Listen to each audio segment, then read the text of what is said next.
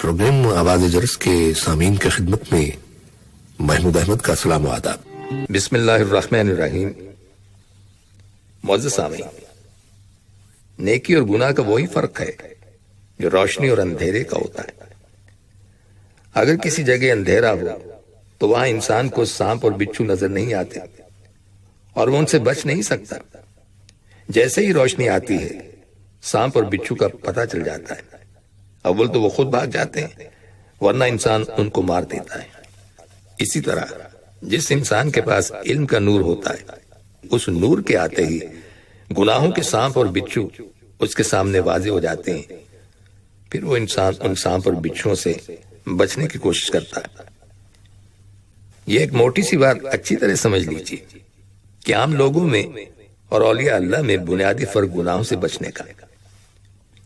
ہم عام لوگ تو کبھی کبھی ایسی نیکیاں کر لیتے ہیں جیسی بڑے بڑے اولیاء اللہ کرتے ہیں، خوب رجوع اللہ کے ساتھ نماز پڑھتے ہیں اور دل میں نور آ جاتا ہے، مگر جب مسجد سے باہر نکلتے ہیں تو گھر پہنچنے سے پہلے پہلے جتنا نور آیا تھا سب ختم ہو جاتا ہے، جیسے کچا گھڑا ہوتا ہے۔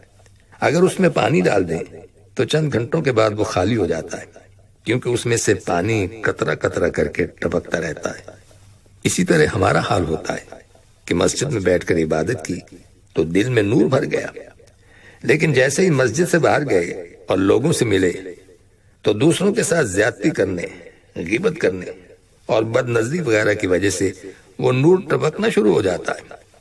اس طرح ہم اس نور کو ضائع کر بیٹھتے ہیں اور اس کی حفاظت نہیں کرتے۔ شریعت میں اس بات کو پسند کیا گیا ہے کہ انسان لمبی عبادتیں کرنے کی بجائے گناہوں سے زیادہ بچے۔ مثلا ایک آدمی تہجد نہیں پڑھتا، لمبے لمبے اذکار نہیں کرتا، نفلی روزے نہیں رکھتا، بھلے نفل اعمال کچھ نہ کرے، مگر گناہوں سے بچے تو اللہ تعالیٰ کا ولی ہے، کیونکہ اس کی زندگی میں معصیت نہیں ہے۔ ہمیں اس بات پر نظر رکھنی چاہیے کہ ہمارے وجود سے کوئی بھی کام شریعت کے خلاف صادر نہ ہو، ہم اپنے علم اور ارادے سے کوئی گناہ نہ کریں۔ اگر یہ بات آپ نے پا لی تو سمجھ لیجیے کہ آپ کو ولایت کا مقام حاصل ہو گیا۔ یاد رکھیے کہ ولایت کے لیے ہوا میں اڑنا شرط نہیں، پانی میں چلنا شرط نہیں، کوئی کرامت کے واقعات کا پیش آ جانا شرط نہیں، بلکہ ولی اس کو کہتے ہیں جو خود کو گناہوں سے بچا لیتا ہو۔ اور یہ بھی یاد رکھیے کہ تقویٰ کچھ کرنے کا نام نہیں، بلکہ کچھ نہ کرنے کو تقویٰ کہتے ہیں، یعنی وہ باتیں جن سے اللہ تعالیٰ ناراض ہوتے ہیں ان کو نہ کرنا تقویٰ کہلاتا ہے۔ موٹے الفاظ میں سمجھ لیجئے کہ تقویٰ یہ ہے کہ آپ ہر اس کام سے بچیں جن کے کرنے سے کل قیامت کے روز کوئی آپ کا گریبان پکڑنے والا ہو۔ لہٰذا اپنے آپ کو گناہوں سے بچانا لمبی لمبی نفلی عبادتیں کرنے سے زیادہ اہم ہے۔ اب ایک آدمی لمبی لمبی عبادتیں کرتا ہے مگر ساتھ میں غیبت بھی کرتا ہے اور لوگوں کا دل بھی دکھاتا ہے تو وہ بیچارہ تو فقیر ہے۔ کل قیامت کے دن جب وہ پیش ہوگا تو حق والے اس کی ساری عبادتیں لے کر چلے جائیں گے، بلکہ ان کے گناہ الٹا اس کے سر پر رکھ دیے جائیں گے۔ حدیث پاک میں ہے الوقایۃ خیر من العلاج، یعنی پرہیز علاج سے بہتر ہے۔ ایک آدمی کو نزلہ اور زکام ہو، وہ دوائی بھی کھائے اور ساتھ ساتھ آئس کریم بھی کھائے تو اس کی بیماری ٹھیک نہیں ہوگی۔ ڈاکٹر کہیں گے پہلے پرہیز کرو تب دوائی فائدہ دے گی۔ اسی لیے مشائخ کہتے ہیں کہ گناہوں سے پہلے بچو تب ذکر اور اذکار کا فائدہ ہوگا۔ لہٰذا ہمیں چاہیے کہ ہم اپنے جسم کو گناہوں سے بچائیں اور اللہ رب العزت کی نافرمانی نہ کریں۔ اس بات پر ہماری ہر وقت نظر رہنی چاہیے کہ ہم کسی گناہ کا بھی ارتکاب نہ کریں۔ ہم صبح اٹھیں تو دل میں یہ نیت ہو کہ میں نے آج کوئی گناہ نہیں کرنا، پھر صبح سے شام تک اس کوشش میں لگا رہے کہ آنکھ سے کوئی گناہ نہ ہو، زبان سے کوئی گناہ نہ ہو، شرمگاہ سے کوئی گناہ نہ ہو، ہاتھ پاؤں سے کوئی گناہ نہ ہو۔ ایک بزرگ نے بڑی پیاری بات لکھی ہے، وہ فرماتے ہیں کہ جس بندے نے کوئی دن گناہوں کے بغیر گزارا وہ ایسا ہی ہے کہ جیسے اس نے وہ دن نبی اکرم صلی اللہ علیہ وسلم کے ساتھ گزارا۔ سبحان اللہ۔ اس لیے آپ روزانہ اٹھ کر صبح کو اللہ سے دعائیں مانگا کریں کہ اے مالک، میں آج کا دن ایسا گزارنا چاہتا ہوں کہ تیرے حکم کی نافرمانی نہ ہو اگر کوئی ایک دن بھی ہماری زندگی میں ایسا ہو تو ہم امید کر سکتے ہیں کہ اس کی برکت سے قیامت کے روز ہم پر اللہ کی رحمت ہو جائے گی۔ سامعین، گناہ باطنی اعتبار سے نجاست کی مانند ہوتا ہے۔ چنانچہ ہم جس عضو سے بھی گناہ کرتے ہیں، ہمارا عضو باطنی طور پر ناپاک ہو جاتا ہے۔ گویا آنکھ نے غلط دیکھا تو آنکھ ناپاک ہو گئی، زبان سے جھوٹ بولا تو زبان ناپاک ہو گئی، کان سے غیبت سنی تو کان ناپاک ہو گئے، ہاتھ سے چوری کی تو ہاتھ ناپاک ہو گئے، پاؤں سے غلط کام کے لیے چل کر گئے تو پاؤں ناپاک ہو گئے، شرمگاہ سے بدکاری کی تو شرمگاہ ناپاک ہو گئی۔ لیکن اگر انسان سراپا گناہ میں مبتلا ہو کر بھی توبہ کر لے تو اللہ تعالیٰ اس کو بھی پاک فرما دیں گے۔ سامعین، نجاست کے اندر بو ہوتی ہے، لہذا انسان جن اعضاء سے گناہ کرتے ہیں ان اعضاء سے باطنی طور پر بدبو آتی ہے۔ حدیث میں آیا ہے کہ انسان جب جھوٹ بولتا ہے تو اس کے منہ سے بدبو نکلتی ہے، حتیٰ کہ فرشتے اس سے تکلیف محسوس کرتے ہیں اور اس بندے سے دور ہو جاتے ہیں۔ حدیث میں آیا ہے کہ جب آدمی کی وفات کا وقت قریب آتا ہے تو ملک الموت کے ساتھ آنے والے دوسرے فرشتے اس آدمی کی اعضاء کو سونگتے ہیں۔ جن جن اعضاء سے اس نے گناہ کیے ہوتے ہیں ان اعضاء سے ان کو بدبو محسوس ہوتی ہے، جیسے بچے ہوئے کھانے کو عورتیں سونگ کر پتہ لگا لیتی ہیں کہ یہ ٹھیک ہے یا خراب ہے۔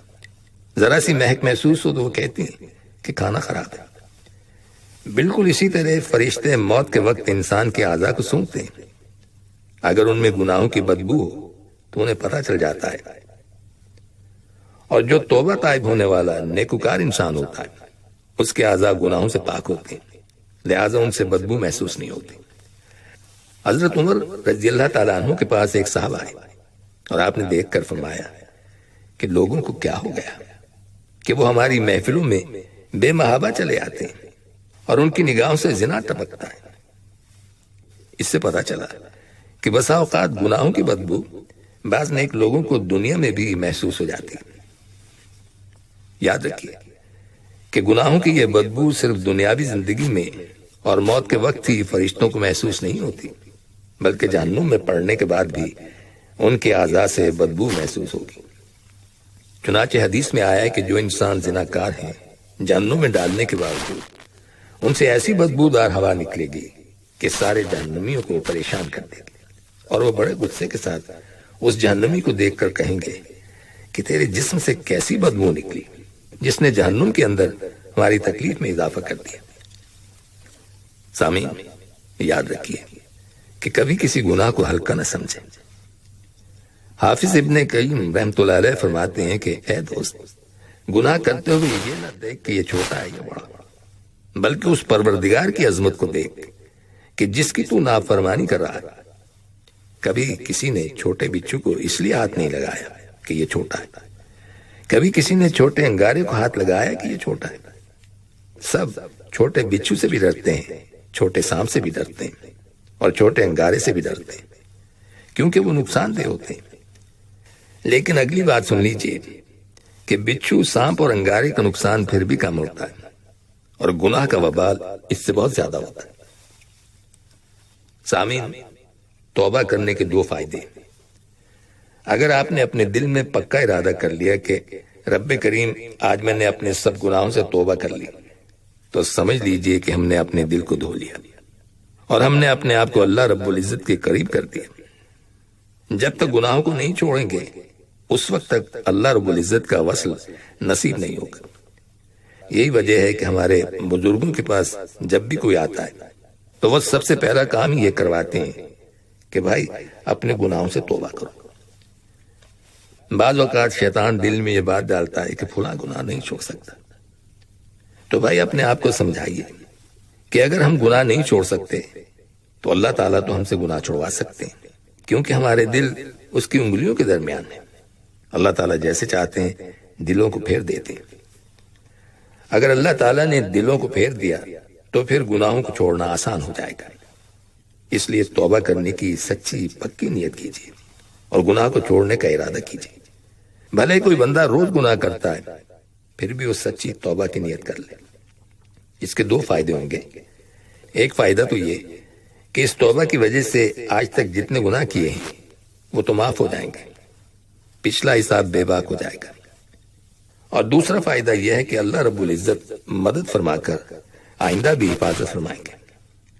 اول تو 2 فائدے ملیں گے، ورنہ ایک فائدہ تو لازمی ملے گا۔ لہذا توبہ ایک ایسا عمل ہے جو ہر وقت کرتے رہنا چاہیے، تاکہ اس توبہ سے ہمارے سابقہ سب گناہ معاف ہو جائیں۔ ورنہ شیطان کئی دفعہ ورغلاتا اور کہتا ہے کہ 900 چوہے کھا کر بلی حج کو چلی۔ شیطان ذہن میں ایسی بات ڈال دیتا ہے کہ میں تو روزانہ گناہ کرتا ہوں، میں کیسے توبہ کر سکتا ہوں؟ ارشاد باری تعالیٰ ہے، میرے بندے 100 دفعہ توبہ توڑ بیٹھا تو اب بھی میرے در پر آ جا، میرا در کھلا ہے، تو توبہ کرے گا تو میں تیری توبہ قبول کروں گا۔ سامعین، اللہ رب العزت کی ذات بڑی رحیم اور کریم ہے۔ بندے سے معافی مانگنی ہوتی تو یہ بڑا مشکل کام تھا، شکر ہے کہ اللہ تعالیٰ سے معافی مانگنی ہوتی۔ البتہ جو حقوق بندوں کے تلف کیے ہیں وہ تو بندے سے ہی بخشوانے ہوں گے۔ لہٰذا اگر آپ محسوس کرتے ہیں کہ آپ نے کسی کا دل دکھایا ہے اور کسی کا حق مارا ہے تو اس بندے سے معافی مانگ لیجیے، کیونکہ اس دنیا کی شرمندگی تھوڑی ہے اور آخرت کی شرمندگی بڑی اور بری ہے۔ اب یہاں ایک مسئلہ سن لیجیے۔ اللہ تعالیٰ کا ارشاد ہے کہ جو گناہ کرے گا اس کو اس کی سزا ملے گی۔ دنیا کی سزا یہ ہے کہ یا تو اللہ تعالیٰ گناہوں کی وجہ سے اس پر پریشانیاں ڈال دیں گے اور پھر گناہ کو معاف کر دیں گے، اور اگر پریشانیاں نہ ڈالیں تو پھر اگر وہ بندہ خود توبہ کر لے تو اس سے اللہ تعالیٰ اسے معاف کر دیں گے۔ یہ بھی تو ایک قسم کی سزا ہی ہے کہ ایک بندہ اپنے دل میں نادم اور شرمندہ ہو جائے اور اللہ تعالیٰ سے معافی مانگتا رہے۔ تو جس بندے نے بھی گناہ کیا اس کو 2 میں سے ایک آگ میں جلنا پڑے گا، یا تو دنیا میں ندامت اور شرمندگی کی آگ میں جلے، اندر ہی اندر کوڑھن ہو، ندامت ہو، معافی مانگ رہا ہو اور توبہ کر رہا ہو۔ اگر وہ دنیا میں ندامت کی آگ میں جلے تو اللہ تعالیٰ آخرت کی آگ سے محفوظ فرمائیں گے، اور اگر دنیا میں نادم اور شرمندہ نہیں ہوگا تو ان گناہوں کی وجہ سے آخرت کی آگ میں جلنا پڑے گا۔ اب خود ہی فیصلہ کیجیے کہ آسان طریقہ کون سا ہے۔ دنیا میں نادم اور شرمندہ ہو کر اللہ سبحانہ تعالیٰ سے معافی مانگ لینا زیادہ آسان ہے، کیونکہ ہم آخرت کی آگ میں جلنے کے متحمل نہیں ہو سکتے۔ ہم تو ناز و نعمت کے پلے ہوئے بندے، ہم تو دھوپ کی گرمی برداشت نہیں کر سکتے، بھلا جہنم کی گرمی کیسے برداشت کریں گے؟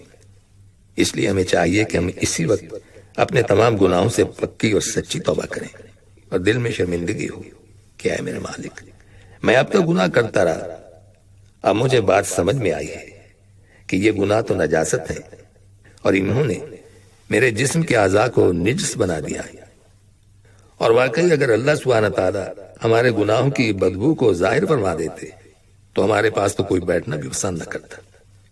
یہ تو پروردگار کی رحمت ہے کہ اس نے پردے ڈال دیے، اس لیے یہی دعا مانگا کیجیے کہ رب کریم، جس طرح آپ نے ہماری ظاہری نجاستوں کے اوپر پردے ڈال دیے اسی طرح ہماری باطنی نجاستوں پر